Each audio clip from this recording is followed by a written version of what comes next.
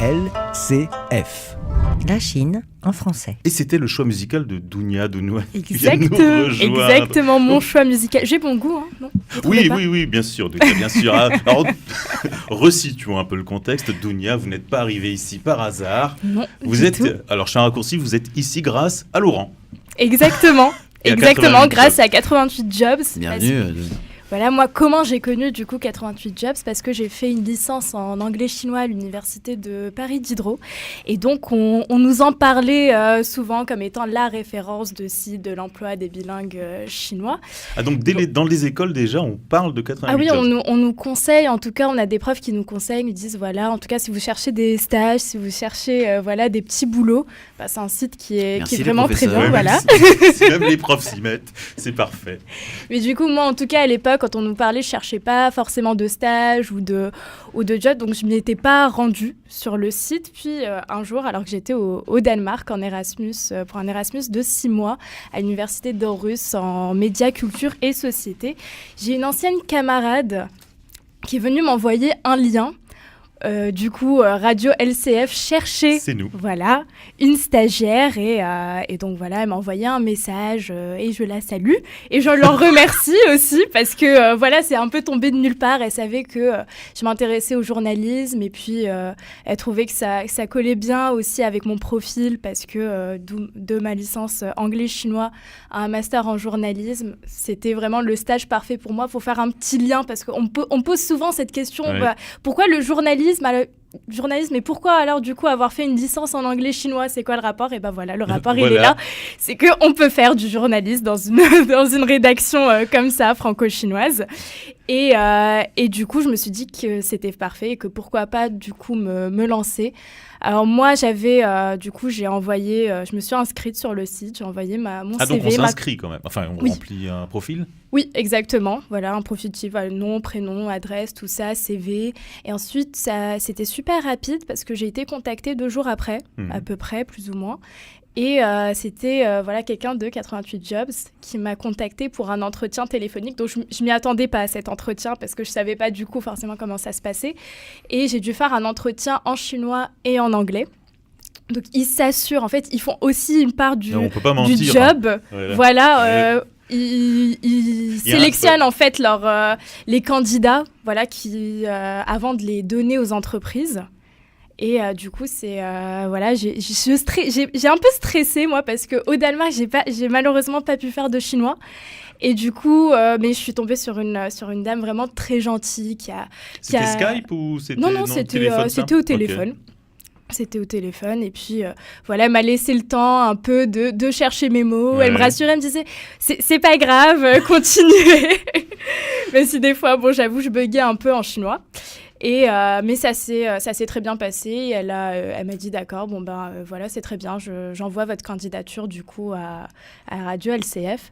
Donc après, qui m'ont contactée. Quelques semaines après, à mon retour en France, on m'a contacté pour un entretien. Donc, on s'est convenu à une date qui nous arrangeait les deux. Puis, je suis venue ici même, dans ce studio, pour passer un petit entretien d'une trentaine de minutes. Et du coup, j'ai 30 minutes quand même. Oui, mais j'étais avec donc Alessandra Rebecchini pour son émission Harmonie. On a parlé de mon sujet favori, les vacances. Bravo. Ça commence bien. Et du coup, j'y revenais. Donc ça m'a un peu aussi. J'ai eu une expérience de 3 ans en tant que bénévole dans une radio associative avant ça. Et du coup, je me suis rendu compte à quel point ça me manquait et à quel point aussi j'avais besoin encore de continuer, de m'améliorer, développer mes connaissances aussi autre part, donc comme à la technique, Donc vous aviez les qualités idéales pour ce poste. À vous de 88 Jobs a bien fait son boulot. Mais en tout cas, parce que c'est génial parce que ici, je touche pas qu'à la radio, mais aussi à la technique, dont j'avais vraiment envie de toucher un peu à tout. et de développer un peu mes connaissances un peu partout. J'ai pas forcément ce gros stress ou ce blocage. J'espère que ma voix ne tremble pas quand je parle derrière le micro. Ça va. Bon, vous validez, c'est l'essentiel. Valide. Si Romaric valide, tout va bien. et puis voilà, donc je touche un peu de tout, de la vidéo, de la rédaction, à la radio, voilà. Et donc c'était parfait, c'était le stage que je recherchais et qui est vraiment parfait pour moi. Vous avez beaucoup de ce genre de retour, Laurent ? Enfin, pas forcément pas assez. Nous sommes tellement friands de ces retours. Nous n'avons pas toujours des nouvelles de la suite de ces stages ou de ces candidatures. Mais ça nous fait toujours plaisir parce que c'était vraiment pour ça que ce site est né. Et c'est pour ça qu'on l'a imaginé à la machine à café de l'Université de La Rochelle. C'est pour avoir ce genre de retours qui nous font très, très plaisir. J'allais dire, un site conçu pour les jeunes, pas forcément. Il y a tous les âges, tout le monde peut candidater, évidemment. Oui, bien sûr. Il y a à peu près 30% d'offres de stage, donc pour des étudiants futurs diplômés. Et puis le reste des emplois CDD, CDI, bien sûr. Donc Donia a fait ses études en France. Exactement. Faire ses études en Chine, Laurent, c'est une opportunité professionnelle en or. Ce serait encore mieux bien pour sûr, Doumia de partir 3 ans en Chine. Bien sûr, Doumia et son bagage linguistique et peut-être un parcours en Chine ne feront que renforcer la rareté de ce bagage. Aujourd'hui, des sinophones, en particulier européens, sont précieux pour un certain nombre d'entreprises et de recruteurs, évidemment. C'est une langue rare, tout le monde sait qu'elle est difficile à apprendre. C'est vrai, elle est difficile à entretenir. Oui. Il faut y travailler tous les jours. D'ailleurs, vous y travaillez tous les jours. J'y travaille tous les jours. Ah, mais c'est ça, sinon on la perd, la langue. Et sinon on la perd, même les grands lettrés français en chinois, les grands professeurs, nos professeurs nous ont toujours dit qu'il fallait le travailler tous les jours. Son écrit, son oral, ça ne s'arrête jamais pour le chinois. On parle de la langue, mais aussi la culture. En allant étudier en Chine, on apprend la culture et ça, c'est aussi important que la langue. Bien sûr, c'est ce que nous disions tout à l'heure. On peut devenir biculturel et être un élément très important entre des équipes locales ou entre des sociétés. Donc pour son avenir professionnel, c'est important.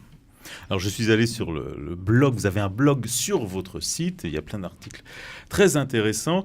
Et alors, j'ai appris que les expatriés n'avaient plus la cote. C'est fini, ça, l'expat qui fait une belle carrière, par exemple, en Chine ? C'est vrai. D'ailleurs, quand vous revenez, vous discutez avec la communauté française, par exemple, dans les grandes villes chinoises, elle se réduit déjà en taille d'année en année. Il y a beaucoup de retours. Et puis, aujourd'hui, ces étudiants, Doumia en fait partie aussi, ces étudiants biculturels, ils sont forts, bien diplômés, et ils peuvent prendre des positions très intéressantes et grandir très vite dans les organisations. Pourquoi envoyer un cadre du siège comme on le faisait auparavant ? Il y aura toujours besoin dans les fonctions de très haut niveau. On peut l'imaginer, mais aujourd'hui, il y a des éléments biculturels qui sont de tellement bonne qualité qu'ils peuvent remplacer des expatriés. Voilà, c'est ce qui se passe aujourd'hui. Une grande entreprise ou même une plus petite cherche à recruter un profil peut-être natif qui va pouvoir rentrer après ses études en Europe ou aux États-Unis ou en Australie et revenir avec ce bagage biculturel, c'est-à-dire qu'il sera toujours bien connecté à l'entreprise, aux organisations européennes ou occidentales, mais il aura un plus culturel très fort puisqu'il est natif. Et donc aujourd'hui, il y a beaucoup plus de possibilités qu'il n'y en avait auparavant, où on envoyait beaucoup d'expatriés. Donc oui, la place est moins aux expatriés qu'au profil biculturel. Et pour en revenir aux étudiants, les étudiants chinois en France, on le sait que maintenant, il y a beaucoup de pays qui veulent accueillir ces étudiants chinois. Est-ce que la France doit faire des efforts pour les accueillir mieux, différemment ? Oui, ça fait partie du soft power français, l'éducation. Nous avons encore des populations qui viennent de partout pour la qualité des enseignements des universités, dans les écoles de commerce, dans les écoles d'ingénieurs. Pour les étudiants chinois, ils sont 45 000 en ce moment en France. Ils sont nombreux, mais ils sont 160 000 au Royaume-Uni. Nous devons, et l'ensemble de la communauté éducative, doit continuer à travailler pour un meilleur accueil, pour qu'ils aient encore plus envie de venir en France, qu'il profite à la fois de ce système éducatif très intéressant, bien qualifié, mais aussi qu'il profite de la vie à la française. Parce que demain, quand ils rentreront, on en est persuadé, ils seront les meilleurs ambassadeurs des entreprises françaises. Ils reviendront avec leur réseau et puis, comme on le dit souvent, ils seront francophiles pour la vie. Ils se souviendront toujours de ces études à Paris. Alors la Chine offre de nombreuses opportunités de carrière pour les profils internationaux. Le marché est pour l'instant plus favorable aux candidats qu'aux employeurs. Donc les candidats ont le choix. Comment on fait pour attirer les candidats ? Je sais que les Chinois font très attention à la réputation presque plus qu'au salaire, la réputation de l'entreprise. C'est vrai. On a des anecdotes croustillantes dans des salons emploi où on voit des fois les parents qui sont présents. Qui ont beaucoup payé pour les études de leurs enfants. Et qui sont en train de regarder qui est cette entreprise, sont en train de regarder directement en live la réputation d'une entreprise avant que le Benjamin ne candidate. Donc oui, la réputation est quelque chose d'important. Ça donne beaucoup de face quand on travaille dans une très grande entreprise qui fait plaisir à ses parents et à sa famille, sa communauté. Mais sur les profils biculturels, ils recherchent aussi, ils sont très attachés à un environnement aussi où ils vont retrouver un environnement européen avec du management européen très participatif qu'ils ne peuvent pas encore trouver de façon généralisée dans les entreprises chinoises locales. Donc ils seront sensibles aussi à ça, à cet équilibre de vie professionnelle, personnelle qu'on travaille en Europe depuis un certain nombre d'années et qu'on n'a pas forcément dans toutes les compagnies chinoises encore à ce jour. Alors on a parlé de e-commerce avec Alibaba en début d'émission. Le e-commerce très développé en Chine. Par contre, le marché des ressources humaines est un peu plus à la traîne. C'est moins innovant que le e-commerce. Oui, nous avons fait plusieurs voyages d'études ces 3 dernières années en Chine et avant de nous implanter à Shanghai l'année dernière. Et nous avons découvert effectivement que le secteur des ressources humaines, hormis celui des cabinets de chasse de très haut niveau, était moins équipé et il y avait moins de tech pour permettre et moins de techniques pour permettre le recrutement facile de candidats. Et on y a vu une opportunité, nous, d'amener nos outils et de les proposer au marché. Probablement parce que le turnover est encore très important en Chine, des taux de départ de collaborateurs bien plus élevés que l'on trouve en Europe. Qu'on l'explique comment ? La compétition, en particulier sur ces profils biculturels, il y a une forte compétition, beaucoup d'offres localement qui font que on fait moins carrière peut-être, on reste moins dans les entreprises. Le marché est plus dur. Plus de départs, plus de renouvellement.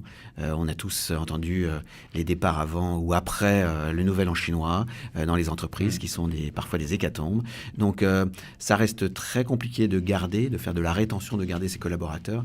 Et probablement pour ces raisons-là, il y a eu peu d'investissement dans les outils ou les techniques qui permettent de les recruter. Voilà. Donc 88 Jobs sera sur le terrain chinois prochainement, se développera ? Oui, on y travaille depuis le début d'ailleurs, depuis nos premiers clients en Chine. J'y retourne encore au mois de novembre.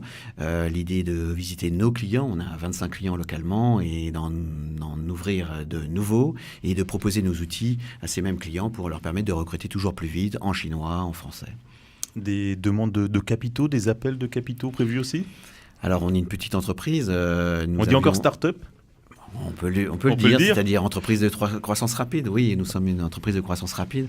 Donc nous avons déjà fait une levée l'année dernière. Probablement que nous allons en faire une nouvelle en début d'année prochaine, qui vise à nous permettre d'avoir plus de moyens pour nous implanter, nous développer en Chine, et puis à améliorer encore notre technologie, celle de notre plateforme et de nos outils de recrutement.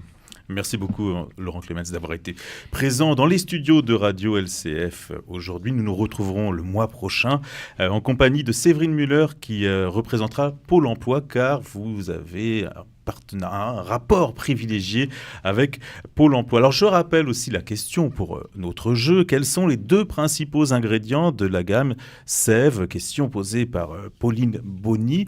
Répondez sur la page Facebook de Radio LCF et les 3 plus rapides à répondre. Dounia, vous n'avez pas le droit de participer.